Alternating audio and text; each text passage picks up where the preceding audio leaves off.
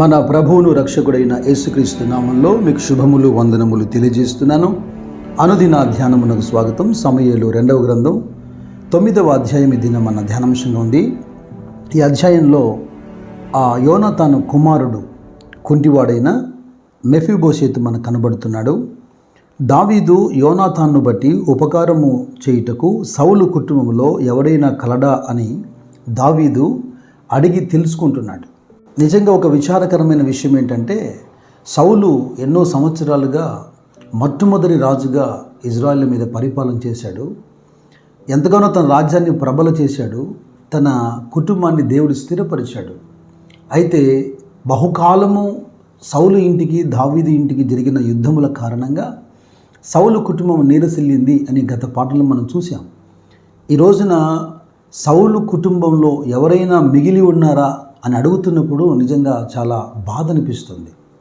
అయితే సౌలు కుటుంబానికి సేవకుడైనటువంటి షీబా అనే ఒక మనుషుని దావీదు దగ్గరికి పిలిపించారు. ఈ షీబాను దావీదు అడుగుతున్నాడు, నేను నా స్నేహితుడైనటువంటి యోనాతాన్ను బట్టి ఆ ఇంటికి ఏదైనా ఉపకారం చేయాలి. షీబా అంటున్నాడు, ఒకే ఒక్కడున్నాడు, అతడు కూడా కుంటివాడిగా ఉన్నాడు. అతని దాది అతన్ని ఎత్తుకుని పరిగెత్తుతున్నప్పుడు పొరపాటున కింద పడి అతడు కుంటివాడిగా అయ్యాడు. ఆ విషయాన్ని సమూయేలు 2వ గ్రంథం 4వ అధ్యాయంలో 4వ వచనంలో మనం చూడగలుగుతాం.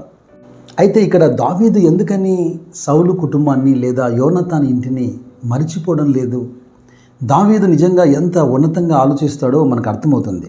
మీకు ఒక మాట నేను జ్ఞాపకం చేస్తాను. సమూయేలు మొదటి గ్రంథంలో 20వ అధ్యాయంలో 14-15 వచనాలు మనం చూస్తే యోనాతానుకు దావీదుకి మధ్యలో ఒక ఒడంబడిక, ఒక నిబంధన మనకు కనపడుతుంది. సౌలు దావీదును చంపాలన్న తాత్పర్యం కలిగి ఉన్నాడని యోనాతాను దావీదుకు తెలియజేసి బాణాలు వేసినటువంటి ఒక సిచ్యువేషన్ మనం చూస్తాం కదా. అది అయిపోయిన తర్వాత ఒకరిని ఒకరు పట్టుకొని ఏడ్చి ఒకరితో ఒక నిబంధన చేశారు.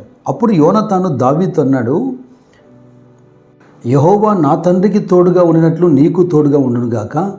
అయితే నేను బ్రతికి ఉండిన ఎడల, నేను చావకుండా యెహోవా దయచూపునట్లుగా నీవు నాకు దయచూపకపోయిన ఎడలనేమి? నేను చనిపోయిన ఎడల యెహోవా దావీదు శత్రువులను ఒకడైనా భూమి మీద నిలవకుండా నిర్మూలం చేసిన తర్వాత నీవు నా సంతతి వారికి దయచూపకపోయిన ఎడలనేమి? యెహోవా నిన్ను విసర్జించును కాక. ఇవి యోనాతాను మాటలు, దావీదుతో చేస్తున్న ఒక ఒడంబడిక. దావీదు వాటిని మర్చిపోకుండా ఇక్కడ యోనాతాను ఇంటికి ఉపకారం చేయ తలపెట్టి ఉన్నాడు. అయితే ఈ అధ్యాయంలో సమూయేలు 2వ గ్రంథం 9వ అధ్యాయంలో 9-13 వచనాలు మనం చూస్తే మెఫీబోషెతుకు రావాల్సినటువంటి భూమిని, అంటే సౌలుకు సంబంధించిన భూమి అంతటిని, పొలం అంతటిని తిరిగి దావీదు ఇప్పించినట్టుగా, మరి యజమానుడైనటువంటి ఇతనికి సేవ చేయడానికి సీబాకు ఆజ్ఞాపించినట్టుగా, ఇక జీవితకాలం అంతా కూడా ఈ మెఫీబోషెతు దావీదు ఆ బల్ల దగ్గరే భోజనం చేస్తూ మనకు కనపడతాడు. అయితే ఇక్కడ మరొక సున్నితమైన ప్రాముఖ్యమైన మాట నేను మీకు జ్ఞాపకం చేయాలి. అదేంటంటే సమూయేలు 2వ గ్రంథంలో 5వ అధ్యాయంలో 8-9 వచనాల్లో యెబూసీలను హతము చేయు వారందరూ నీటి కాలువపైకి వెళ్ళి దావీదుకు హేయులైన గ్రుడ్డివారిని కుంటివారిని హతము చేయవలని చెప్పాను. అందును బట్టి గ్రుడ్డివారును కుంటివారును ఉన్నారు, అతడు ఇంటిలోకి రాలేడని సామెత పుట్టాను. దావీదన్ను వస్తే మేము కాదు యుద్ధం చేసేది, ఇక్కడున్న కుంటివారు గుడ్డివారు నిన్ను తరిమేస్తారని శత్రువులు పలికిన ఆ ప్రగల్భాలను బట్టి కుంటివారు గుడ్డివారు దావీదుకు అసహ్యులు అని రాయబడింది. ఇక్కడ నిజంగా రాజు ఎదుట, రాజు భోజనశాలలో అంగహీనులు కానీ కుంటివారు గుడ్డివారు ఎవరు ఉండే అవకాశం లేదు.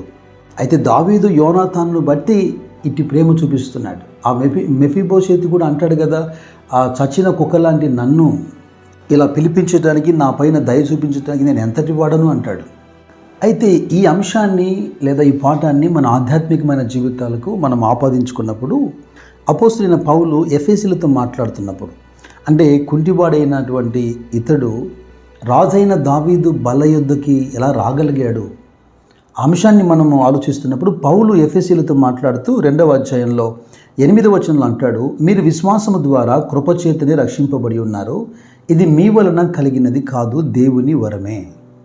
తండ్రి అయిన దేవుడు తన ప్రియకుమారుడైన యేసుక్రీస్తును బట్టి, అంటే దావీదు యోనాతానును బట్టి చూపిన ఉపకారమును తండ్రి అయిన దేవుడు తన ప్రియకుమారుడైన యేసుక్రీస్తును బట్టి మన ఎడల చూపిన ఉపకారం ఇది. ఈ రోజున మనము కనికరింపబడి సమయోచితమైన సహాయం కొరకు కృప పొందినట్లుగా ధైర్యంగా కృపాసన వద్దకు ఎలా చేరుతున్నాం? యేసు అనే గొప్ప ప్రధాన యాజకుడు మనకున్నాడు. ఆయన మనకంటే ముందుగా వెళ్ళినవాడు. మత్తయి సువార్త 22వ అధ్యాయము మొదటి 10 వచనాల్లోనూ, లూకా సువార్త 14వ అధ్యాయము 16 నుంచి 24 వరకు మనం చూస్తే ఆ పెళ్లి విందు గురించి అక్కడ రాయబడింది. రాజు తన కుమారునికి పెళ్లి విందు చేస్తున్నాడు. అనేకులను గొప్పవారిని ఆయన పిలువనంపించాడు. అయితే పిలువనంపించినటువంటి ఆ ప్రజలు సాకులు చెప్పడమే కాక కొంతమంది తను పంపిన వారిని కొట్టి గాయపరిచినట్టుగా మనం చూస్తాం. రాజు ఆగ్రహించి ఏమంటున్నాడు? విందు సిద్ధమై ఉంది, మరి ఆ క్రొవ్విన ఎద్దులు వధించబడి ఉన్నాయి, విందు ఆగిపోకుండా విందు కొనసాగునట్లుగా మీరు రాజవీధుల్లోకి వెళ్ళి కుంటివారిని గుడ్డివారిని అందరినీ అంగహీనులను ప్రోగు చేయండి అంటాడు. అపోస్తులు కూడా మీరు జాగ్రత్త గమనించండి. 13వ అధ్యాయంలో 46వ వచనంలో, అప్పుడు పౌలును బర్నబాయు ధైర్యంగా ఇట్లనిరి, దేవుని వాక్యం మొదట మీకు చెప్పుట ఆవశ్యకమే, అయినను మీరు దాన్ని త్రోసివేసి మిమ్మల్ని మీరే నిత్యజీవమునకు అపాత్రులుగా ఎంచుకొనుచున్నారు గనక ఇదిగో మేము అన్యజనుల యొద్దకు వెళ్ళుచున్నాము. పేతురు కూడా తన పత్రికలో మాట్లాడుతూ చీకట్లో ఉన్న మనల్ని ఆశ్చర్యకరమైన వెలుగులోకి పిలిచాడు అన్న సందర్భంలో, ఒకప్పుడు మనము ప్రజగా ఉండగా ఇప్పుడు దేవుని ప్రజ అయితిమి, ఒకప్పుడు కనికరింపబడగా ఇప్పుడు కనికరింపబడిన వారి మైతిమి అంటున్నాడు. ఏ విధంగా ఆలోచించినా ఏ యోగ్యత అర్హత లేని, వాగ్దాన నిబంధన లేని పరజనులమైనటువంటి మనము ఆయన నిత్య సంకల్పమును బట్టి, ఆయన కృపను బట్టి, ఆయన నిబంధనను బట్టి కుంటివాడైనటువంటి మెఫీబోషెతు దావీదు బల్లకు చేరినట్టుగానే మనము ఆయన బలను సమీపిస్తున్నాం. ప్రవక్త అయినటువంటి హోషేయ ద్వారా దేవుడు మాట్లాడుతూ మొదటి అధ్యాయంలో 9వ వచనంలో అంటాడు, మీరు నా జనులు కారు, నేను మీకు దేవునై ఉండను గనక లో అమ్మి అని ఆ జనముకు పేరు అంటాడు.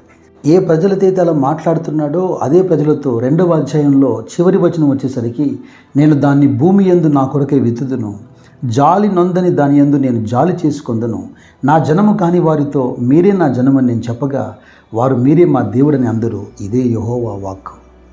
ఏమాత్రమూ యోగ్యత లేని మనల్ని అబ్రహాము యొక్క ఆశీర్వాదానికి ఆయన వారసులుగా చేశాడు. ఇస్సాకుతో సమానముగా మనకు ఆయన కుమారత్వం ఇచ్చాడు. గలతీలతో పౌలు మాట్లాడుతున్నప్పుడు ఈ విషయాన్ని స్పష్టంగా 3వ అధ్యాయంలో 13, 14 వచనాలు రాస్తున్నాడు. ఆత్మను గురించిన వాగ్దానము విశ్వాసం వలన మనకు లభించినట్లు అబ్రహాము పొందిన ఆశీర్వచనం క్రీస్తు యేసు ద్వారా అన్యజనులకు కలుగుటకై క్రీస్తు మన కోసము శాపమై మనలను ధర్మశాస్త్రం యొక్క శాపము నుండి విమోచించెను.